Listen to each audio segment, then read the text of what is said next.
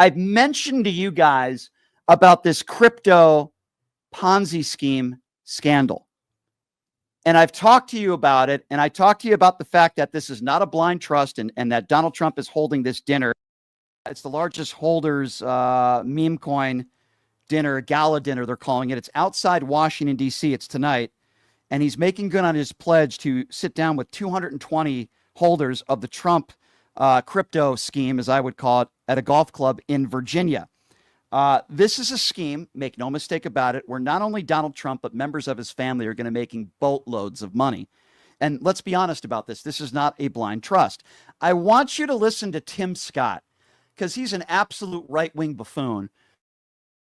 And he's actually making the case to the American people that this is good news for the American people, especially the ones that are living in poverty, that Donald Trump is going to be making billions of dollars off to this crypto scandal. Have a listen to this. President Trump simply said on the campaign trail, America will be the crypto capital of the world. This may be a major part of his legacy when we make it easier for the struggling Americans working paycheck to paycheck to have more access at a lower price point. Stablecoins in the Genius Act is a first step, historic step, towards making America more affordable for everyday Americans. It's another great reason this is a good day in America. And it also feels like the banks are finally, caving on this. They didn't really want the competition, did they? Absolutely. Yeah.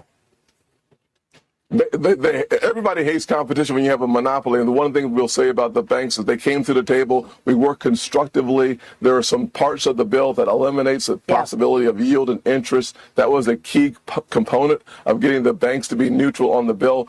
But this bill must go forward because it's good news for the American people, especially ones living in poverty.